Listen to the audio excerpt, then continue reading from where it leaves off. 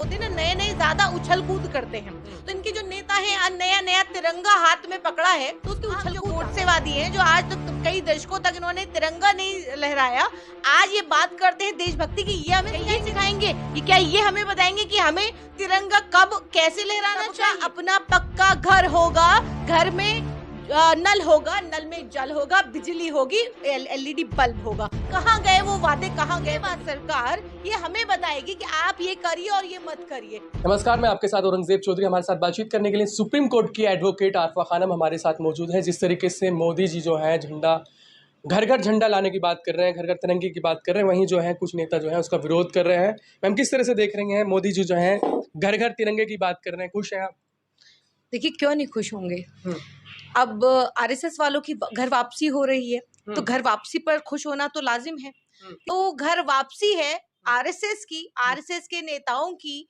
तो ये घर वापसी उनके लिए कि आज वो तिरंगा लेकर तिरंगा यात्रा निकाल रहे हैं। और आज जो ठेका मिल रहा है, गुजरात के व्यापारियों को ठेका मिल रहा है, तो ये भी समझ में आ रहा है कि ये तिरंगा किस तरफ, ये तिरंगा जो ये व्यापार है वो किस तरीके से हो रहा है। तो देखिए, ये तमाम जो ये ढोंग है, पाखंड है तिरंगे के नाम पर, मैं समझती हूँ कि क्या इससे पहले कोई भी भारतीय क्या तिरंगा नहीं फहरा रहा था?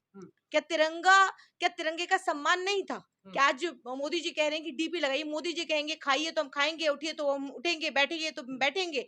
तो मोदी जी तो ताली भी बजवा रहे थे। देखिए, देश के नागरिकों को सबसे पहली बात तो हम लोग 75वां आजादी अमृत महोत्सव मना रहे हैं। तो तमाम देश भर के लोगों को मैं इसकी मुबारकबाद देना चाहूंगी। जो देश के अंदर और विदेशों के अंदर भी तमाम लोगों को मैं मुबारकबाद देना चाहती हूँ। लेकिन ये भी कहना चाहती हूँ कि क्या मोदी जी अब हमें देशभक्ति सिखाएंगे? मैम, वो ये कह रहे हैं कि जो कांग्रेसियों का तिरंगा है वो अलग है, नेहरू जी वाला तिरंगा है। ये सब फर्जी बात है कि मोदी जी का तिरंगा अलग है और कांग्रेस का तिरंगा अलग है। उन्होंने कहा देखिए डीपी लगाई, नेहरू जी के साथ डीपी लगा नहीं, रहे तो नेहरू जी के साथ डीपी लगाने में कोई तकलीफ है भाजपा को? कोई तकलीफ है कि अगर नेहरू जी की अगर डीपी लगा रहे तो कोई तकलीफ है? तिरंगा तो तिरंगे से लगा ज्यादा है। है उनका। देखिए ये नेहरू जी ज्यादा है या तिरंगा ज्यादा है? देखिए, ये वो लोग हैं जो नए नए होते ना, नए नए ज्यादा उछल कूद करते हैं। तो इनके जो नेता हैं आज नया नया तिरंगा हाथ में पकड़ा है तो उसकी उछल कूद ज्यादा है। लेकिन मोदी जी ने कहा बर्तन बजाइए, दिए जलाइए, तो लोग देश हित के अंदर दिए जलाने निकल गए। कोविड के वक्त में हम सबने आप देखा। लगाएंगे तिरंगे की डीपी? देखिए, मेरी तो डीपी लगी हुई है। तिरंगे मैं के किसी के कहने पर नहीं तिरंगे लगाऊंगी। के मैं किसी मुझे कोई सर्टिफिकेट देगा तो मैं मेरी जो देशभक्ति है, मेरे खून के अंदर जो देश के प्रति जो देशभक्ति है वो किसी के कहने से नहीं होगी। ये मेरे अंदर देशभक्ति है। मेरे जो पूर्वज हैं, मेरे पूर्वजों का, मेरे मेरे जो तमाम जो लोग हैं जो देश जिन्होंने आजादी के लिए अपना जो है सर्वस्व न्यौछावर कर दिया, अपने खून की आहुति दे दी। तमाम जो जो क्रांतिकारी वीर हैं वो फांसी के फंदे पर झूल गए। तो क्या ये हमें सिखाएंगे? मैं पूछना चाहती हूँ वीर सावरकर और तमाम जो गोडसेवादी हैं जो आज तक तो कई दशकों तक इन्होंने तिरंगा नहीं लहराया, आज ये बात करते हैं देशभक्ति की। ये हमें सिखाएंगे देशभक्ति? पूछना चाहती हूँ, क्या ये सिखाएंगे? क्या ये हमें बताएंगे कि हमें तिरंगा कब कैसे लहराना चाहिए? तो ये लोग तो वो लोग हैं जो तिरंगा का अपमान करने वाले। आज तक इनके दफ्तरों के अंदर जो सबसे पहले भगवा ऊपर लहराया जाता था और तिरंगा मजबूरी में, ये तो वो लोग हैं कि जो मजबूरी में तिरंगा लहरा रहे थे, मजबूरी में। और वो मोहन भागवत जैसे लोग तो आज भी इसका अपमान करते आए हैं, आज तक अपनी शाखाओं पर तिरंगा नहीं लहरा रहे हैं। और 2003 पे कई ऐसे केस हैं जिसके अंदर ये जो नागपुर की जो शाखा है, 3 लोग जो झंडा तिरंगा लहराने गए तो उनके ऊपर तो बाकायदा उनको मारपीट करके उनके ऊपर तो मुकदमा हुआ है। तो जिसको अभी ये मुकदमा खत्म हुआ है। तो मैं पूछना चाहती हूँ कि ये हमें देशभक्ति सिखाएंगे? चलिए, मेरा सवाल ये है कि आप लगाएंगे डीपी?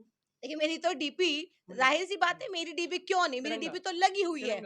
अब मैं क्यों नहीं, पहले तो आरएसएस की जो कह रहे हैं, पहले मोहन भागवत, मतलब आप मानते हैं मोदी जी की बात? देखिए ऐसा आप है, मानते हैं मोदी जी देखिए की ऐसा बात? है, मैंने अभी कहा कि मैं किसी के कहने पर नहीं करूंगी, मुझे कोई देशभक्ति का सर्टिफिकेट नहीं बांटेगा। पहले आरएसएस, पहले मोदी जी जिस तरीके से कह रहे हैं सब डीपी लगाएं, तो ये वो लोग हैं जो आरएसएस की शाखा से निकले हुए लोग हैं। तो क्या मोदी जी की बात जो है आरएसएस प्रमुख क्यों नहीं आप डीपी बदलते हैं? क्यों नहीं आरएसएस की डीपी चेंज होती चलिए है? आरएसएस गलत है, आप भी गलत है। नहीं देखिए, मैं तो हम तो देशभक्त लोग हैं, हुँ, क्योंकि हम तो इतने तो सालों तक बिना दिखाइए ना किसी फिर देखिए देशभक्ति। देखिए बिना किसी देशभक्ति दिखाइए ना देखिए मैम। बिना किसी के हुँ, कहे हम हुँ, तो झंडा भी लहराते आए हैं, हुँ, अपनी डीपियां भी चेंज करते आए हैं। हुँ, और हमसे ज्यादा देशभक्त कौन होगा? जो हमारे पूर्वज इस हुँ, देश के लिए शहादत दी है, तो हुँ, हमसे ज्यादा देशभक्त कौन होगा? ये मोदी जी। हुँ, और मोदी जी के तमाम जो जो हुँ, गुर्गे हैं, और हुँ, जो तमाम वो जो देश का सौहार्द खराब करने वाले लोग हैं, जिन्होंने कभी झंडा नहीं पकड़ा, हुँ, आज वो झंडे के नाम पर व्यापार करते हैं हुँ, और हमें देशभक्ति सिखाते हैं। देखिए, हमें देशभक्ति का सर्टिफिकेट देने की जरूरत है। देशभक्ति, आजादी का मतलब ये नहीं कि हुँ, आप देशवासियों से ही देशभक्ति का सबूत मांगेंगे और सर्टिफिकेट देंगे। आजादी का मतलब ये बिल्कुल नहीं है। हुँ।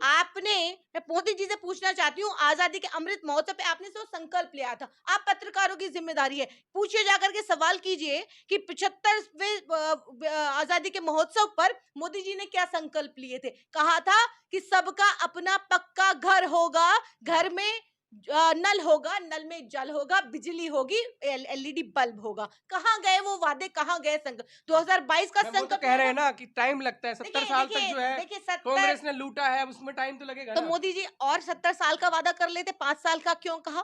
हुँ, जब 5 सत्ता में थे, तो हुँ, पहले तो 50 दिन मांगे थे। तो ऐसे झूठे लोग हुँ, हमें देशभक्ति सिखाएंगे, जो 5 साल का कहते हैं कि अगले 5 साल बाद हम जब देश 75वीं अपना आजादी महोत्सव मना रहा होगा, तो उस वक्त गरीबों के लिए ये किसका अपमान है? क्या ये जुमलेबाज सरकार हुँ। ये हमें बताएगी कि आप ये करिए और ये मत करिए? तो देखिए, ये तमाम जो झूठे वादे हैं, तो आप पत्रकारों की जिम्मेदारी है, आप सवाल करिए इनसे जाकर के, वो कहाँ गए वादे?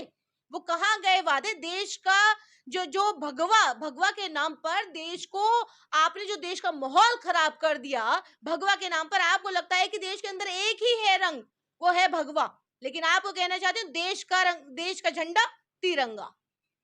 मैम उसी बीच जो है एक सिंगर है फरमानी नाज, उसी को लेकर जो है देश भर में विरोध हो रहा है। लोग मौलाना कह रहे हैं कि ये जो है इस्लाम के खिलाफ है, इस्लाम की इसमें बदनामी है, जो उन्होंने एक भजन गाया है हर हर शंभू महादेव करके। देखिए, ये इस तरीके के फतवे, हम सबसे पहले तो हमें समझना जरूरी है कि इस देश की संस्कृति क्या है। हुँ, इस देश की संस्कृति है हिंदू, मुस्लिम, सिख, ईसाई, हुँ, पारसी, ये तमाम जो है, ये बौद्ध का भी देश है, ये जैनियों का भी देश है, पारसियों का भी हुँ, देश है, मुसलमानों का भी देश है, हिंदुओं का भी देश है। हुँ। ये सबका देश है। सबकी सबकी इस देश के अंदर जो सभी का खून इस देश की मिट्टी में शामिल है, तो ये बात को हमें भूलना नहीं चाहिए। तो देखिए, जो इस तरीके के बयान देने वाले हैं, जो ये, इन लोगों को भी सोच समझ करके इस तरीके के बयान, किसी पे फतवे लगाने चाहिए।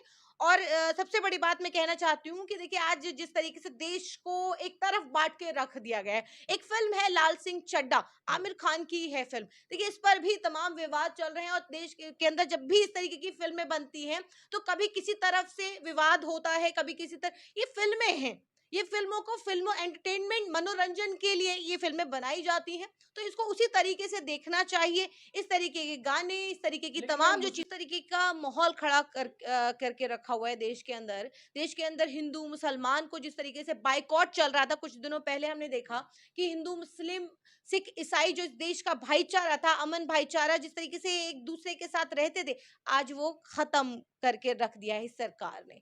तो देखिए, ये जो एक विश्व हिंदू परिषद है, और ये तमाम जो दल हैं, ये तमाम जो मुस्लिम कलाकार हैं, उन लोगों का बायकॉट कर करके, मैं समझती हूँ कि देखिए, ये कला, जिस तरीके से अभी आपने कहा कि कलाकार का कोई धर्म नहीं होता, तो ये कुछ ऐसे चंद लोग हैं जो इस तरीके की बातें करते हैं। और मैं तो ये कहती हूँ, सुप्रीम कोर्ट ने भी इस पर तर्क किया था कि देखिए, अगर आपको पसंद नहीं आ रही है, अभी किसी कलाकार की फिल्म नहीं पसंद आ रही है, आपको वो कलाकार पसंद नहीं है, उसकी एक्टिंग पसंद नहीं है, आप मत जाइए ना देखने के लिए। वो कलाकार खुद कह रहे हैं कि आप मत जाइए, क्यों क्यों आप देख रहे हैं फिल्म? आपको नहीं है पसंद वो कलाकार, मत देखिए, कोई जबरदस्ती नहीं है।